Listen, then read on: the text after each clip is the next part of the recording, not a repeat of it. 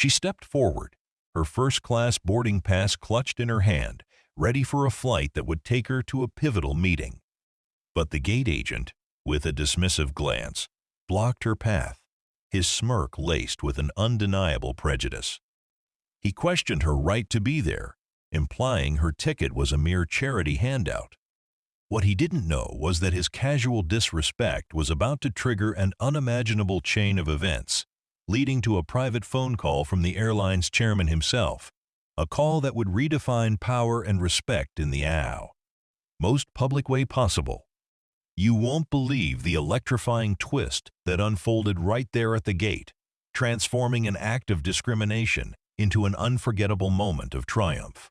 Before we carry on, please hit the subscribe button to make my day and let me know where you are watching from in the comments. The fluorescent hum of the airport terminal, a cacophony of hurried announcements and distant boarding calls, was a familiar backdrop to Mariah Blake's life. As the CEO of Ascendant Innovations, a burgeoning tech powerhouse, she spent more time in the sterile, transient spaces of airports than in her own meticulously designed office. Today was no different.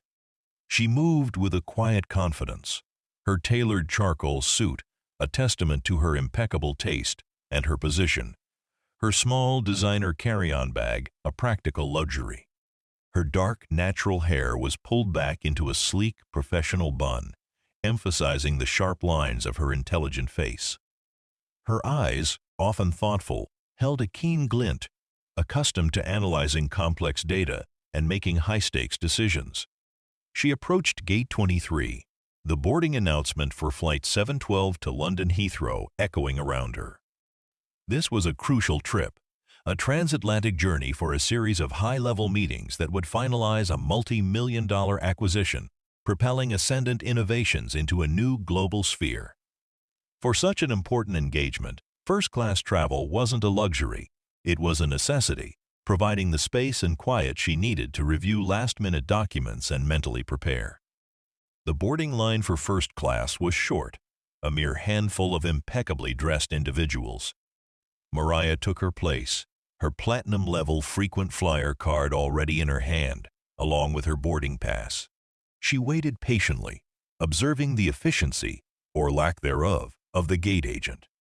He was a young man, perhaps in his late 20s, with slicked-back blonde hair and an air of self-importance that seemed disproportionate to his role.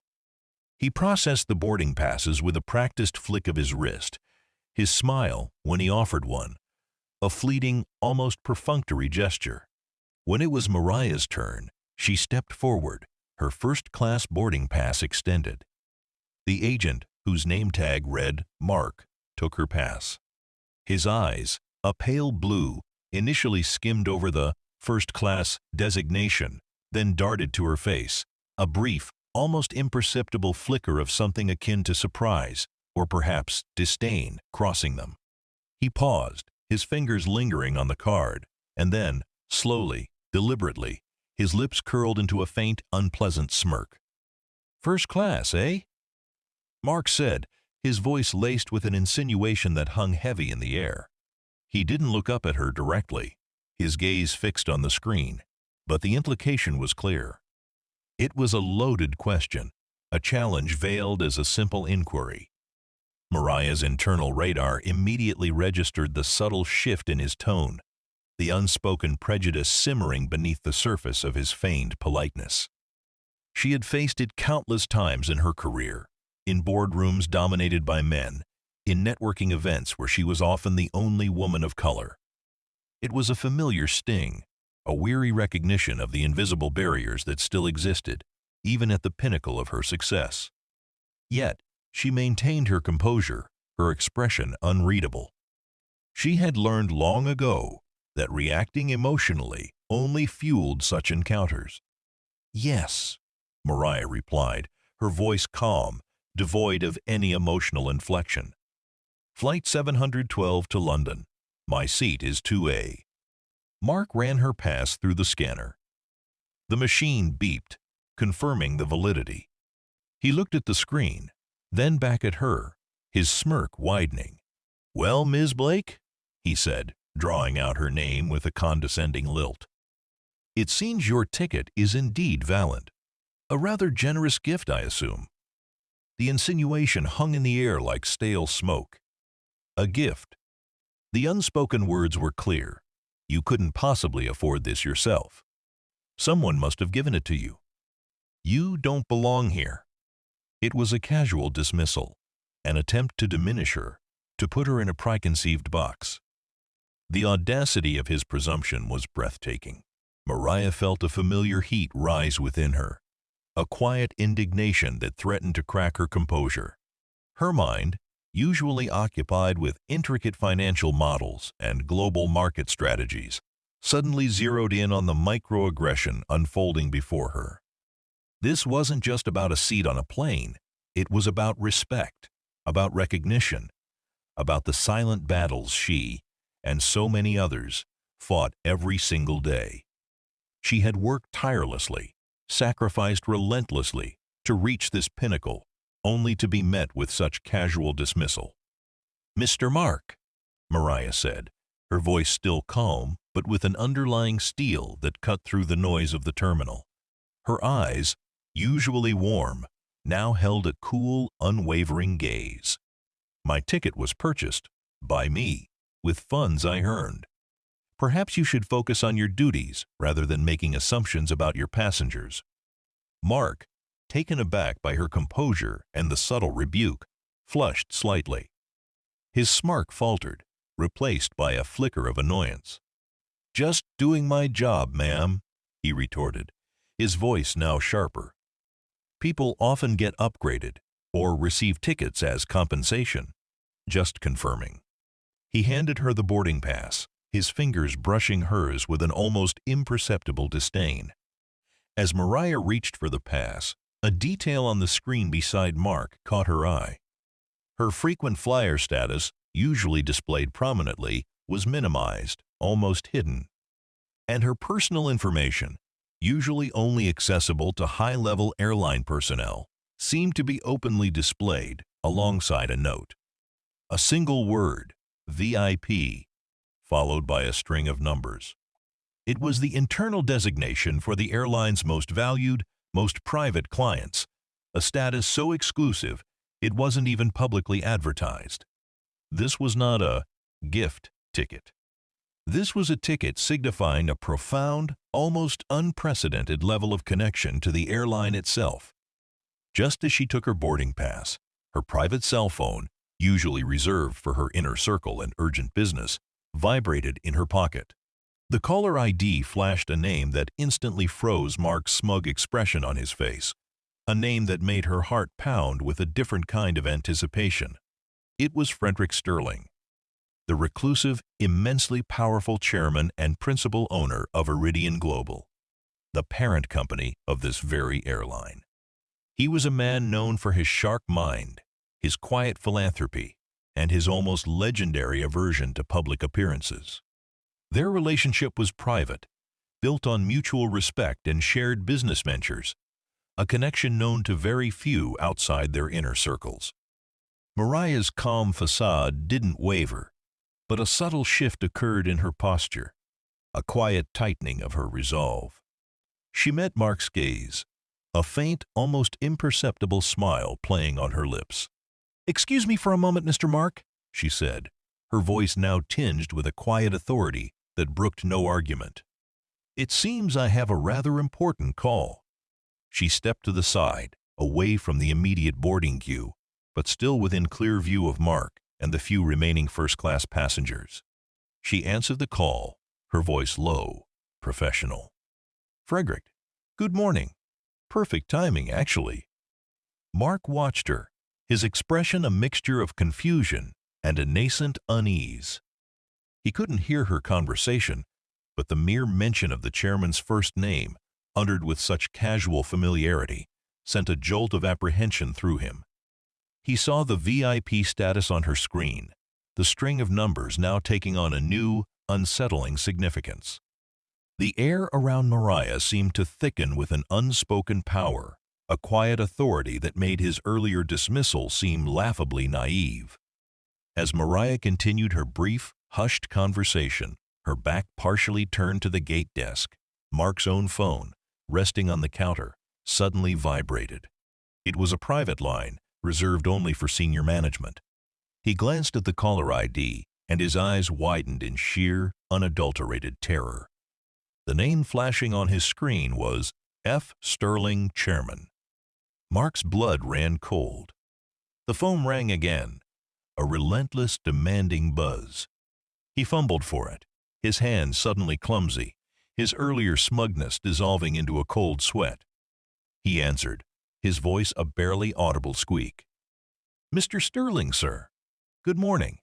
This is Mark, Gate 23. A pause.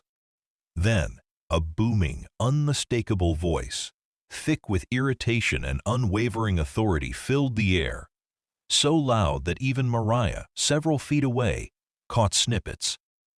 "Mark, you idiot. What in God's name are you doing? Is Mariah Blake on that flight?" Mark's face paled further, turning a sickly shade of white. He stammered, "Sir, yes, she's right here." There was a slight discrepancy with her ticket. I was just confirming her status. "Discrepancy?" Sterling's voice roared, cutting him off, a sound that made passengers nearby visibly jump. "There is no discrepancy, Mark. You are looking at the newest member of the Iridian Global Board of Directors, and as of this morning, the interim Chief Operating Officer. She owns a significant stake in this airline, you imbecile." Mark's jaw dropped, his face utterly devoid of color. The phone almost slipped from his trembling hand. Mariah Blake, the coffee lady he had just dismissed, the woman he had just insulted, was not just a first-class passenger, not just a VIP. She was the interim COO, a major shareholder, and a new board member. She was, in essence, one of the most powerful people in the entire company. Sterling's voice, now slightly calmer but still laced with profound irritation, continued. "Now, put her on. Put Mariah Blake on the phone, Mark. And then, consider your employment status very, very carefully." Mark, utterly shattered, turned to Mariah, his eyes wide with a combination of fear, humiliation, and a dawning, terrifying realization of the magnitude of his error. He extended the phone, his hand trembling so violently he could barely hold it steady. "Ms. Blake," he choked out, his voice barely a whisper. "Mr. Sterling, he wants to speak with you." Mariah took the phone, her smile finally blossoming, a slow, radiant, and utterly triumphant expression that conveyed years of quiet resilience. She had faced prejudice countless times, endured dismissals and assumptions. But this time, the stage was public, the vindication absolute. Brought the phone to her ear, her gaze fixed on Mark's utterly devastated face. "Frederick," she said, her voice calm, clear, and brimming with quiet power. "I believe we have a slight customer service issue here at Gate 23. She paused, a pregnant silence hanging in the air. Perhaps a quick lesson in respect is in order. As she spoke, the gate to the first-class cabin, which had remained stubbornly closed, suddenly swung open. The entire flight crew, who had been observing the unfolding drama from the doorway, snapped to attention, their faces mirroring the dawning realization of Mark's monumental blunder. And then, in a synchronized, respectful gesture, they saluted her entry. Mariah Blake walked through the gate, her stride confident, her head held high, leaving a stunned, humiliated Mark in her wake, his career hanging by a thread. The coffee lady had not only boarded first class, she had just taken command, dismantling prejudice with the quiet, undeniable force of her true power. The flight to London was no longer just a business trip. It was a triumphant ascension, a public declaration of her rightful place at the very top. The heavy, soundproof door of the first-class cabin closed softly behind Mariah, muffling the lingering chaos and Mark's silent, public humiliation at Gate 23. The air within the cabin, typically hushed and serene, felt particularly so in contrast to the terminal's recent pandemonium. Mariah took a deep, steadying breath, a subtle release of the tension that had coiled within her. The quiet triumph that bloomed on her face was not born of malice, but of a profound sense of justice, a vindication of years of unacknowledged struggle against subtle prejudices. She walked down the aisle, her movements graceful and unhurried. The crisp white shirts of the flight attendants a blur as they continued their synchronized salutes. Her mind, usually a whirlwind of corporate strategies and financial projections, now replayed the stunned, ashen face of Mark, the gate agent. The dismissal, the condescension, the thinly veiled prejudice encapsulated in his casual smirk had been a familiar sting. But this time, the sting had been transformed into a decisive victory, not just for her, but for every individual who had ever faced such casual disrespect. The public spectacle, though unplanned, had served its purpose, a potent lesson delivered with surgical precision by Frederick Sterling himself. She reached her seat, 2A, a spacious, plush haven of comfort and privacy. As she settled in, placing her small carry-on in the overhead compartment, a senior flight attendant, a woman with kind eyes and silvering hair, approached her. Her name tag read, Eleanor. Eleanor's face, though still displaying a hint of surprise, was now composed, her professional demeanor intact. "Ms. Blake," Eleanor began, her voice soft, respectful. "Please accept our sincerest apologies for the unfortunate incident at the gate. We are truly mortified. I assure you, Mr. Sterling has already been in contact, and the matter is being addressed with the utmost urgency." Mariah offered a small, reassuring smile. "Thank you, Eleanor. I appreciate that. It's a shame when a few bad apples spoil the whole bushel, wouldn't you agree?"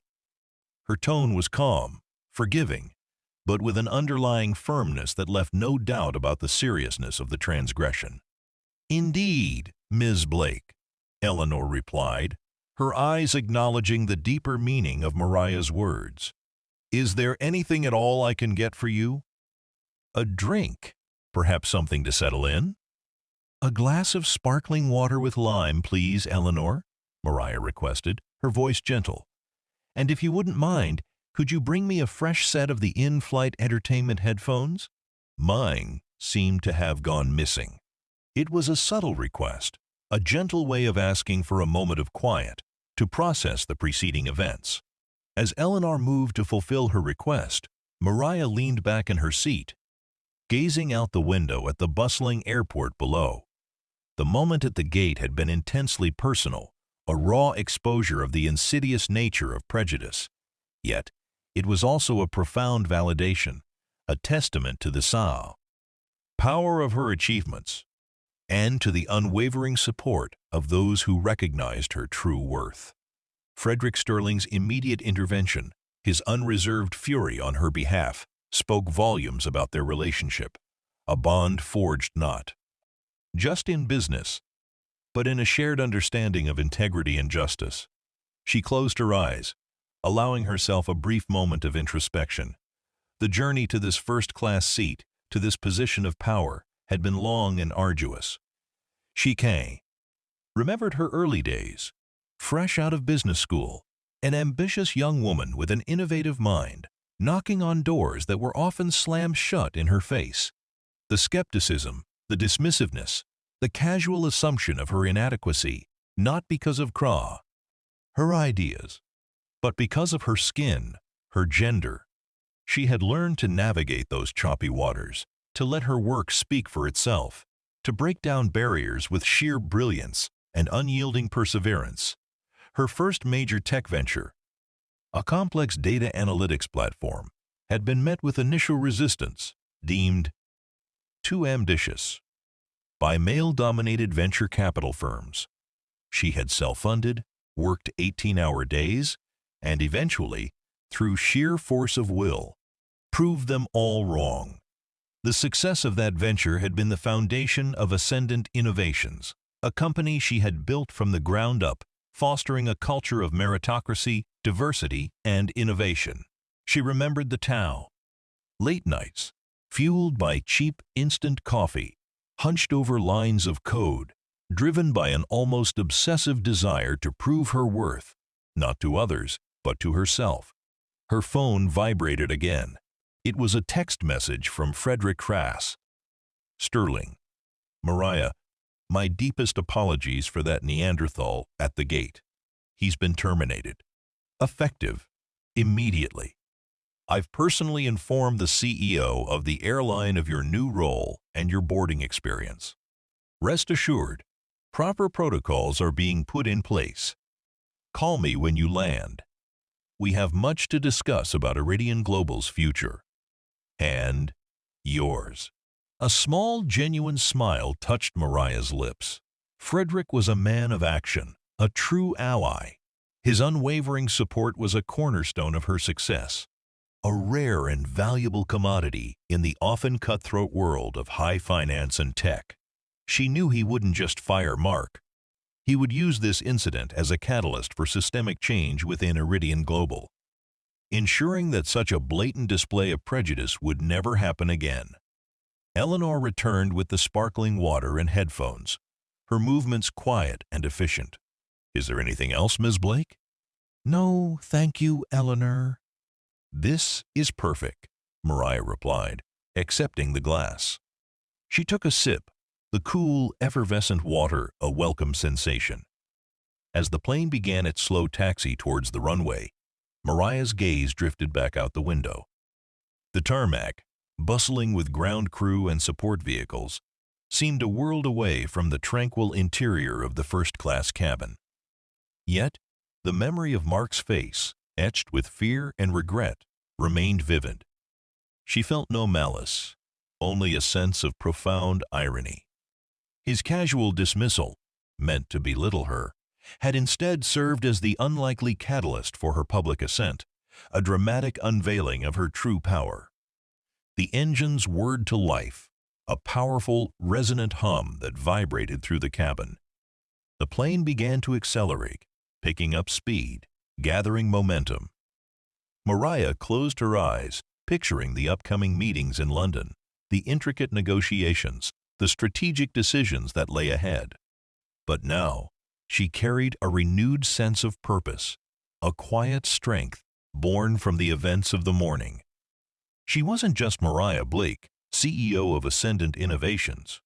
She was also Mariah Blake, the interim COO of Iridian Global, a new force within a global enterprise, ready to reshape its future. The plane lifted off, soaring into the cerulean sky, leaving Joint Base Dalton far behind. Mariah knew this flight was more than just a journey across the Atlantic. It was a symbolic ascent, a public declaration of her power, a testament to her resilience, and a silent promise that the casual dismissals of the past would no longer define her present nor limit her future. The story of Mariah Blake, the woman who was doubted, then called boss, had just truly begun, its trajectory reaching for the highest echelons of global influence. The transatlantic flight, usually a period of intense focus for Mariah, became a unique blend of preparation and profound introspection. The serene hum of the aircraft engines provided a quiet backdrop for her thoughts, allowing her to process the whirlwind of the morning's events and to mentally brace herself for the monumental changes ahead. She reviewed the acquisition documents for the London meetings, her mind quickly re-engaging with the complex financial models and strategic implications of the merger. Yet, an undercurrent of reflection, a deeper contemplation of her journey, persisted. Eleanor, the senior flight attendant, moved through the first-class cabin with discreet efficiency, attending to the needs of the few passengers. She offered Mariah a warmed towel, a selection of gourmet meals, and a quiet word of reassurance, her respect for Mariah palpable in every gesture. The other first-class passengers, initially observing the pre-flight drama with a mixture of curiosity and thinly veiled judgment, now offered her polite, almost deferential nods. The story of the gate agent and the chairman's furious intervention had undoubtedly spread like wildfire through the terminal, reaching the ears of those already on board. Mariah found herself thinking about Mark, the gate agent. She harbored no personal animosity, but his actions had been a stark reminder of the persistent, insidious nature of unconscious bias, the way assumptions could so easily override merit and achievement. She understood that such behavior wasn't always born of deliberate malice, but often from ingrained societal prejudices, a subconscious dismissal of anyone who didn't fit a preconceived mold of power and privilege. Her new role at Iridian Global, as interim COO, presented a unique opportunity to address these systemic issues, to implement changes that would foster a truly inclusive and equitable environment. It wouldn't just be about profit margins. It would be about people, about culture, about creating a company that truly reflected the diverse world it served.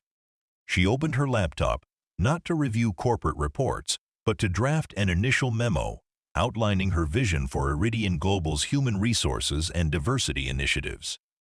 It was a rough outline, but the core principles were clear.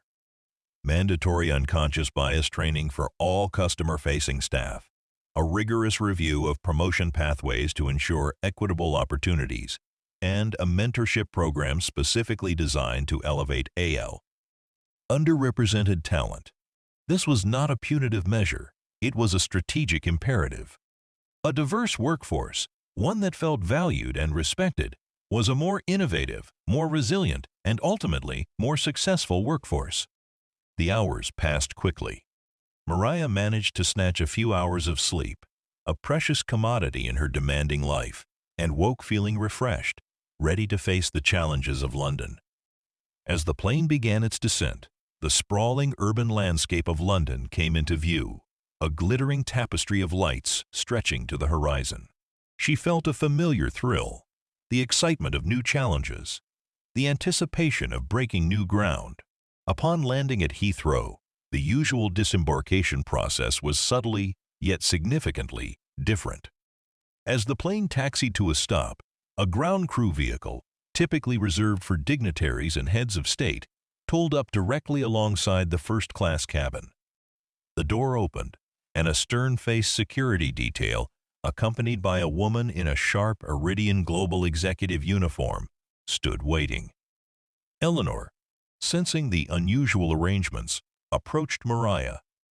"Ms. Blake, it appears we have a special escort waiting for you. It's an honor to have had you on board." Her voice held a hint of knowing deference. Mariah nodded, gathering her small carry-on. "Thank you, Eleanor, and thank you for your professionalism throughout. It was truly appreciated." She offered a warm, genuine smile.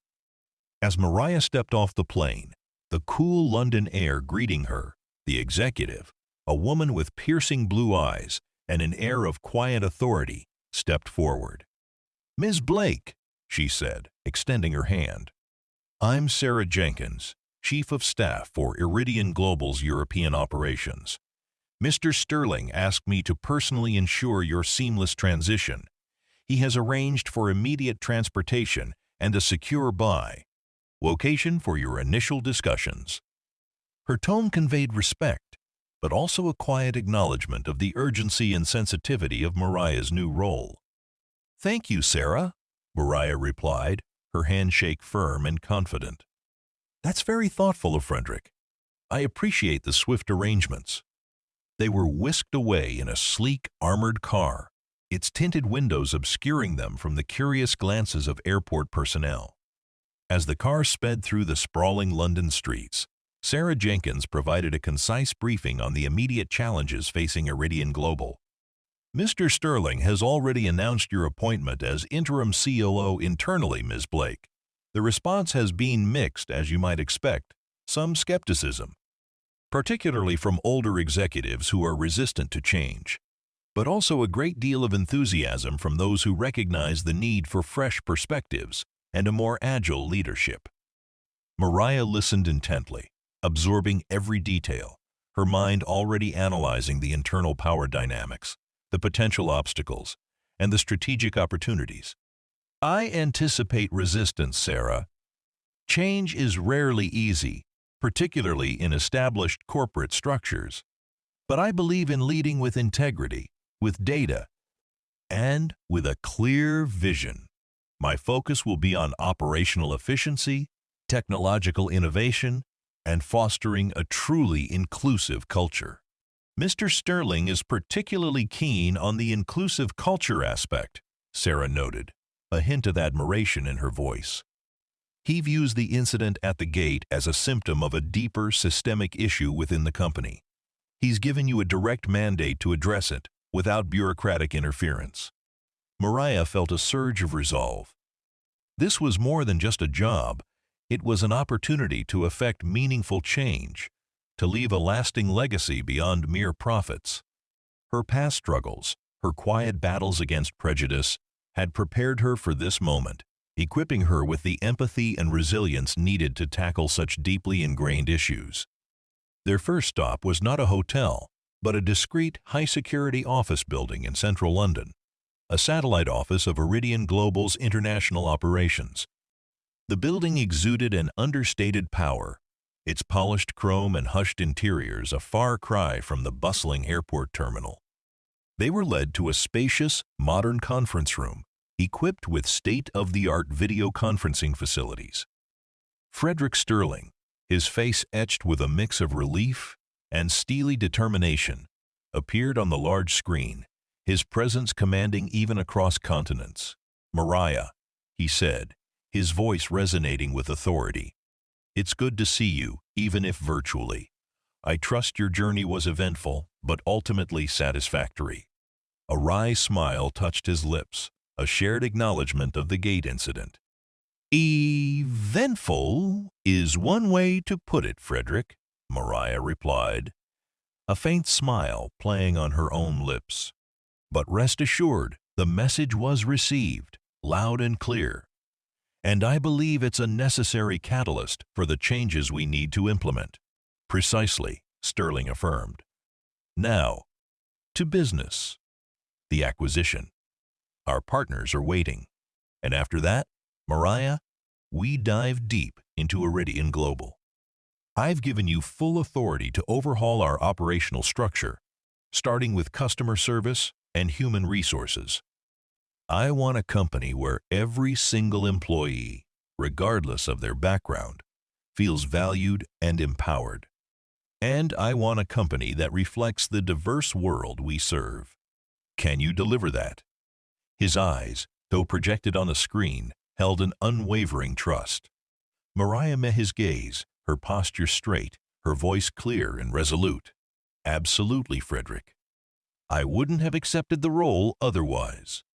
This isn't just about business, it's about building a better future for the company and for its people." As the screen clicked off and the preparations for the acquisition meeting began, Mariah felt a renewed surge of purpose.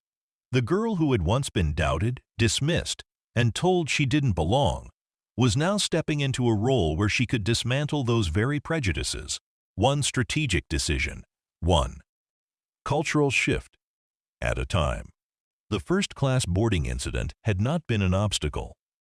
It had been a launch pad, propelling her to a position where her voice, her vision, and her leadership would reverberate throughout a global corporation. The coffee lady was gone. The CEO was here, and she was ready to lead. The London acquisition meetings were a blur of intense negotiations, complex legal jargon, and strategic maneuvering. Mariah, as CEO of Ascendant Innovations, led her team with an almost effortless command. Her sharp intellect and deep understanding of the tech landscape consistently outmaneuvering her seasoned counterparts.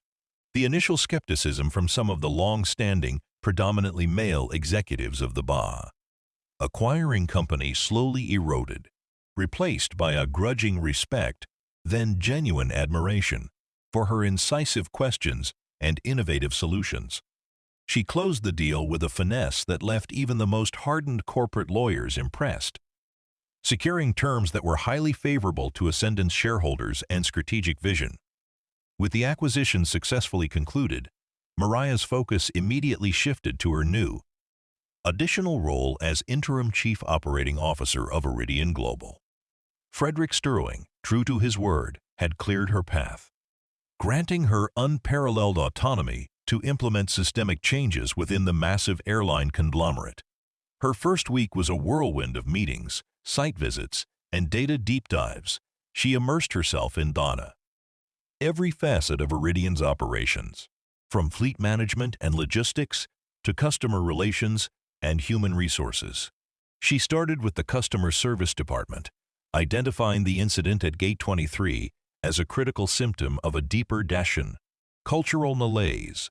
Her investigations, conducted with quiet thoroughness, revealed a pervasive attitude of elitism and an unconscious bias ingrained in certain segments of the workforce, particularly among long-tenured, front-facing staff. It wasn't just Mark. His attitude was a reflection of a larger systemic issue that rewarded subservience to established hierarchies and subtly discouraged independent thought or empathy for non-elite passengers. Her approach was not punitive, but transformative.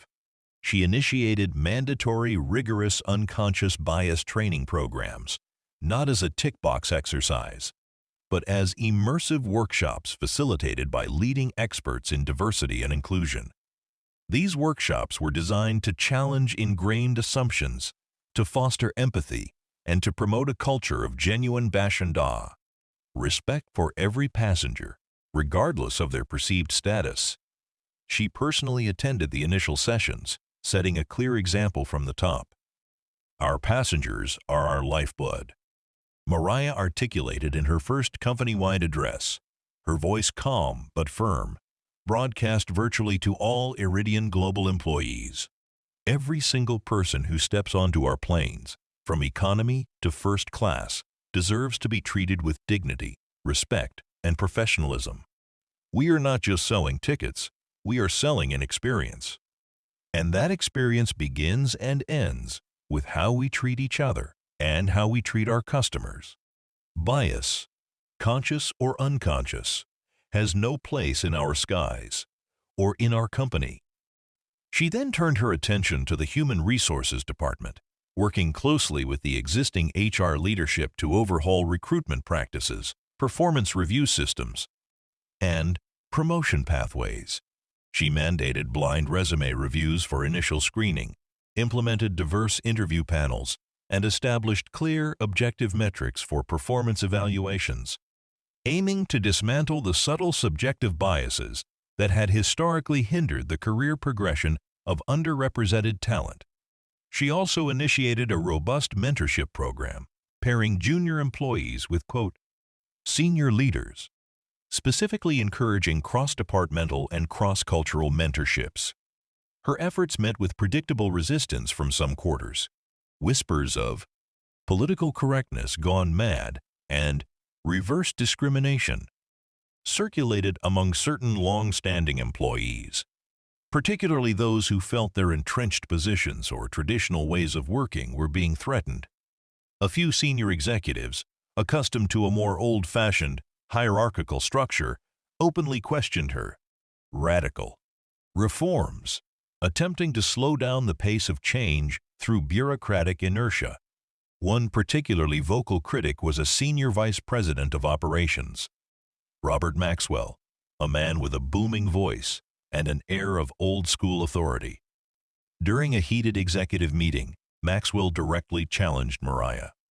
"Ms. Blake," he declared, his voice dismissive, "while your intentions are admirable, these diversity initiatives are distracting us from our core business. We're an airline, not a social experiment. Our focus should be on profitability, not on perceived slights at the gate." He then gestured dismissively at a financial report. "And frankly, your emphasis on culture seems to be costing us valuable resources, without a clear return on investment." Mariah listened patiently, her expression unreadable. When Maxwell finished, she calmly steepled her fingers, her gaze unwavering. "Mr. Maxwell," she began, her voice quiet, but with an underlying steel that commanded attention. My focus is, and always will be, on profitability. However, I believe that true, sustainable profitability stems from a robust, innovative, and deeply committed workforce. And a workforce that feels respected and valued is a workforce that will go above and beyond for our customers, driving loyalty and, yes, ultimately, greater revenue. She then pulled up a series of financial projections on the large screen, data she had meticulously compiled from her own analyses of Iridian's performance. Consider this, Mr. Maxwell. Our current customer satisfaction scores, particularly in the lower-tier cabins, are stagnating. Our employee retention rates, especially among our younger, more diverse hires, are below industry average, and our innovation pipeline, frankly, is lackluster. These are not separate issues. They are interconnected. A disgruntled employee is a less productive employee. An ignored customer is a lost customer.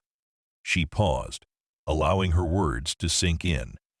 My initiatives, Mr. Maxwell, are not a social experiment. They are a strategic investment in our most valuable asset, our people. And let me assure you, the return on this investment will be quantifiable. Happier employees lead to happier customers. Happier customers lead to increased loyalty and word-of-mouth recommendations. And that, Mr. Maxwell, translates directly into a stronger brand, a more competitive market position, and ultimately, greater profitability. Mariah then unveiled a comprehensive, data-driven strategy outlining how her diversity and inclusion initiatives would directly impact customer satisfaction metrics, employee retention rates, and, ultimately, financial performance within the next 12-18 months. She presented compelling case studies from other industries, demonstrating how similar initiatives had led to significant gains in market share and revenue. She concluded by stating, "The gate agent incident, Mr. Maxwell, was not an isolated event. It was a symptom. And while we swiftly dealt with the symptom, my role is to cure the underlying disease. And that, I assure you, will be our most profitable decision yet." Maxwell, visibly chastened by her meticulously researched presentation and her unwavering confidence, stammered a reluctant agreement. Mariah had not just countered his arguments, she had dismantled them with irrefutable data and a clear, compelling vision. In the ensuing weeks and months, Mariah's reforms began to yield tangible results. Customer satisfaction scores, once stagnant, showed a steady upward trend. Employee engagement surveys, initially hesitant, revealed a growing sense of empowerment and appreciation, particularly among those who had felt marginalized. The mentorship program began to identify and nurture a new generation of diverse leaders within the company. Frederick Sterling, observing from a distance, was immensely pleased. His confidence in Mariah had been more than vindicated. He saw not just a capable COO, but a visionary leader who was reshaping the very DNA of Iridian Global, transforming it into a truly modern, forward-thinking enterprise.